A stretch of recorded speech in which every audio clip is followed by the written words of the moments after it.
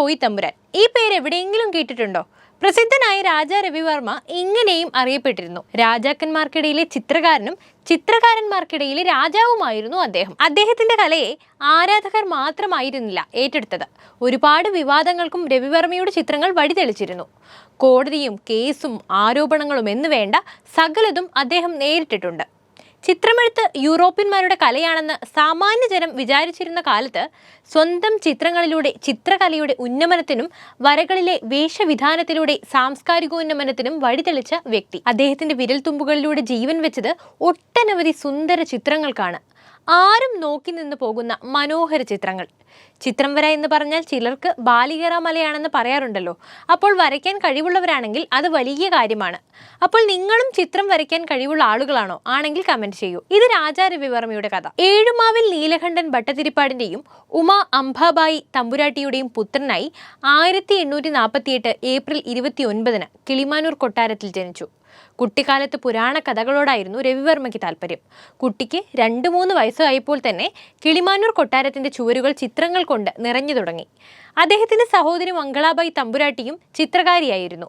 പ്രകൃതിയിലെ സർവ്വചരാചരങ്ങളെയും പ്രതിഭാസങ്ങളെയും മനസ്സിൽ ഒപ്പിയെടുത്ത് അതിനെയെല്ലാം ചിത്രമായി പകർത്തുന്നത് കൊച്ചു രവിവർമ്മയ്ക്ക് വലിയ ഇഷ്ടമുള്ള വിനോദമായിരുന്നു. ആ കരിക്കട്ട ചിത്രങ്ങളുടെ തനിമ കണ്ടറിഞ്ഞ മാതുലനും സ്വാതി തിരുനാൾ മഹാരാജാവിന്റെ ആസ്ഥാന ചിത്രകാരനുമായിരുന്ന രാജരാജവർമ്മ കുട്ടിയിലെ പ്രതിഭയെ തിരിച്ചറിയുകയും പെട്ടെന്ന് തന്നെ ചിത്രകല പഠിപ്പിക്കുവാൻ ആരംഭിക്കുകയും ചെയ്തു. ഒരിക്കൽ ഗുരുവും അമ്മാവനുമായിരുന്ന രാജരാജവർമ്മ പകുതി വരച്ചിട്ട് പോയ ഒരു ചിത്രം അദ്ദേഹം മനസ്സിൽ കണ്ടതുപോലെ തന്നെ രവിവർമ്മ വരച്ചങ്ങ് പൂർത്തിയാക്കി വെച്ചു. തുടർന്ന് രവിവർമ്മ അമ്മാവൻ രാജരാജവർമ്മയുടെ കൂടെ തിരുവിതാംകൂറിന്റെ ഭരണാധികാരിയായ ആയില്യം തിരുനാളിനെ കാണാൻ പോയി. അന്ന് വെറും 14 വയസ്സ് മാത്രമുണ്ടായിരുന്ന രവിവർമ്മയുടെ ചിത്രങ്ങൾ കണ്ട് സന്തുഷ്ടനായ ആയില്യം തിരുനാൾ മഹാരാജാവ് തിരുവനന്തപുരത്ത് താമസിക്കുവാനും ചിത്രമെഴുത്ത് കൂടുതൽ പഠിക്കുവാനും എണ്ണച്ചായ ചിത്രരചന പുതിയതായി പഠിക്കുവാനും രവിവർമ്മയോട് നിർദ്ദേശിച്ചു. അദ്ദേഹത്തിന്റെ നിർദ്ദേശം അനുസരിച്ച് രവിവർമ്മ തിരുവനന്തപുരത്ത് മൂടത്തുമഠത്തിൽ താമസിക്കാൻ തുടങ്ങി. സ്വാതി തിരുനാളിന്റെ കാലത്ത് തഞ്ചാവൂരിൽ നിന്നെത്തിയ ചിത്രകാരന്മാർ വരച്ച ചിത്രങ്ങൾ രവിവർമ്മ തന്റെ ആദ്യ പാഠങ്ങളാക്കി. ആയില്യം തിരുനാളിന്റെ പ്രത്യേക താല്പര്യത്തിൽ വിദേശത്തു നിന്നും എത്തിയ അപൂർവ ചിത്രരചനാ പാഠപുസ്തകങ്ങളും രവിവർമ്മയ്ക്ക് സഹായകമായി. പക്ഷേ ചിത്രം വരയ്ക്കാൻ മാത്രമല്ല, കഥകളി സംഗീതത്തിലും കച്ചകെട്ടിയാടുന്നതിലും താളം പിടിക്കുന്നതിലുമൊക്കെ കഴിവ് തെളിയിച്ച ആളാണ് രവിവർമ്മ. ചുരുക്കി പറഞ്ഞാൽ സകല കലാവല്ലഭൻ. വളരുന്നതിന്റെ ഒപ്പം തന്നെ അദ്ദേഹത്തിന്റെ പേരും പ്രശസ്തിയും ഉയർന്നു. രവിവർമ്മ എണ്ണച്ചായത്തിൽ വരച്ച ബക്കിംഗ്ഹാം പ്രഭുവിന്റെ ഛായാചിത്രം മദ്രാസ് ഗവൺമെന്റ് ആസ്ഥാനത്ത് സ്ഥാപിക്കുകയും കൂടി ചെയ്തതോടെ രവിവർമ്മ പ്രശസ്തിയിലേക്ക് ഉയർന്നു. നിരന്തര പ്രയത്നങ്ങളിലൂടെ രവിവർമ്മ ഉയരങ്ങൾ കീഴടക്കിക്കൊണ്ടേയിരുന്നു. മൂടത്തുമഠത്തിൽ ചെന്നാൽ ദേവകന്യകമാരെ കാണാമെന്ന് ജനങ്ങൾ പറയാൻ തുടങ്ങി. കടുത്ത ദേവീഭക്തനായിരുന്ന അദ്ദേഹത്തിന് തീണ്ടലും തൊടിയിലും ഒന്നും വിഷയമേ ആയിരുന്നില്ല. ഇതിലൊന്നും ഒരു കാര്യവുമില്ലെന്ന് ഉറക്കെ വിളിച്ചു പറയുന്ന ഒരു പ്രകൃതം. അങ്ങനെ പ്രശസ്തിയോടൊപ്പം തന്നെ ഒരുപാട് പുരസ്കാരങ്ങളും അദ്ദേഹത്തെ തേടിയെത്തി. 1871 മഹാരാജാവിൽ നിന്ന് അദ്ദേഹത്തിന് വീരശൃംഖല ലഭിച്ചു. കൂടാതെ ആസ്ഥാന ചിത്രകാരനായി അവരോധിക്കപ്പെടുകയും ചെയ്തു. 1873 മദ്രാസിൽ നടന്ന കലാപ്രദർശനത്തിൽ പല യൂറോപ്യൻ ചിത്രകാരന്മാരുടെ ചിത്രങ്ങളുടെയും പിന്തള്ളി രവിവർമ്മയുടെ മുല്ലപ്പൂ ചൂടിയ നായർ വനിതയ്ക്ക് 1ാം സമ്മാനമായ സുവർണമുദ്ര കൂടി ലഭിച്ചതോടെ അദ്ദേഹത്തിന്റെ പ്രസിദ്ധി കടൽ കടന്നും പരക്കാൻ തുടങ്ങി. അതേ കൊല്ലം തന്നെ വിയന്നയിൽ നടന്ന ലോകകലാ പ്രദർശനത്തിലും ഇതേ ചിത്രത്തിന് സമ്മാനം ലഭിച്ചു.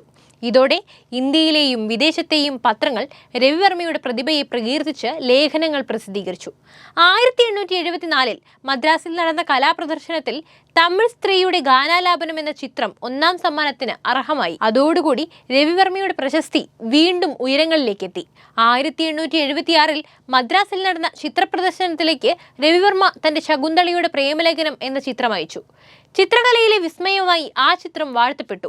പലരും എന്ത് വില കൊടുത്തും ആ ചിത്രം വാങ്ങാൻ ശ്രമിച്ചിരുന്നെങ്കിലും ബക്കിംഗ്ഹാം പ്രഭു അത് നേരത്തെ തന്നെ കരസ്ഥമാക്കി. ഇനി രവിവർമ്മയുടെ ജീവിതത്തിലെ ഒരു സംഭവം പറയാം. ഒരർത്ഥത്തിൽ കാലമാത്ര പ്രസക്തമായതാണിത്. രവിവർമ്മയുടെ ചിത്രങ്ങൾ കാഴ്ചക്കാർക്കും ആസ്വാദകർക്കും മിഴിവേകുന്നതിന്റെ ഒപ്പം തന്നെ ചിലർക്കിടയിൽ മുറുമുറുപ്പും സൃഷ്ടിക്കാൻ തുടങ്ങി. അതായത് ദേവീദേവന്മാരെ എല്ലാ വീടുകളിലും എത്തിച്ച് അവരുടെ പവിത്രത നഷ്ടപ്പെടുത്തിയെന്നും ഒപ്പം തന്നെ ദേവീദേവന്മാരുടെ നഗ്നരൂപം വരച്ച് ബീഭത്സമാക്കിയെന്നും അവരെ അപമാനിച്ചുവെന്നുമായിരുന്നു അയാൾക്കെതിരെ ഉയർന്നു വന്ന വാദം. പക്ഷേ അവിടെയൊന്നും തളർന്നു വീഴാത്ത രവിവർമ്മ തന്റെ കല ഒരിക്കലും പാപിയാവുകയോ വ്യഭിചരിക്കുകയോ ഇല്ലെന്നും കൂടാതെ അതെപ്പോഴും പവിത്രമായിരിക്കുമെന്നും നമ്മൾ ഇത് തലപൊക്കി പിടിച്ചുകൊണ്ട് തന്നെ പറയണമെന്നും, അല്ലെങ്കിൽ നമ്മൾ കലാകാരന്മാരായിരിക്കുകയില്ല, ചായപ്പണിക്കാരാവും എന്നായിരുന്നു അദ്ദേഹത്തിന്റെ നിലപാട്. കല അനന്തമാണ്. മഹാനായ രാജാ രവിവർമ്മയുടെ കൈകൾ ഒരനീതിക്ക് മുൻപിലും തളർന്നില്ല. അദ്ദേഹം എന്നും തൻ്റെ കലയെ നെഞ്ചോട് ചേർത്ത് തന്നെ വെച്ചു.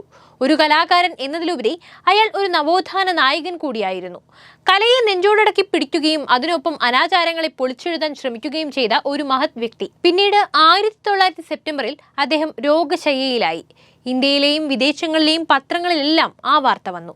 ലോകമെമ്പാടു നിന്നും ആരാധകരും വലിയ വലിയ വ്യക്തികളും അദ്ദേഹത്തെ കാണാനായി എത്തിക്കൊണ്ടേയിരുന്നു. ഒക്ടോബർ 2 അദ്ദേഹം പ്രമേഹത്തെ തുടർന്ന് മരണമടഞ്ഞു. അഴകും തന്മയത്വവും സമന്വയിപ്പിച്ച് അദ്ദേഹം വരച്ച ചിത്രങ്ങൾ എല്ലാം ഭാരതീയ സങ്കല്പങ്ങൾക്ക് ചിത്രസാക്ഷാത്കാരം നൽകിയതായിരുന്നു. ഭാരതത്തിന്റെ പല പുരാണങ്ങൾക്കും കാവ്യങ്ങൾക്കും അദ്ദേഹത്തിന്റെ ചിത്രങ്ങൾ കാഴ്ചാനുഭൂതി നൽകി. രവിവർമ്മ എന്ന ചിത്രകാരന്റെ പ്രസക്തിയും ഇതായിരുന്നു. വീഡിയോ ഇഷ്ടപ്പെട്ടാൽ ലൈക്ക് ചെയ്യാനും ഷെയർ ചെയ്യാനും ശ്രദ്ധിക്കുമല്ലോ.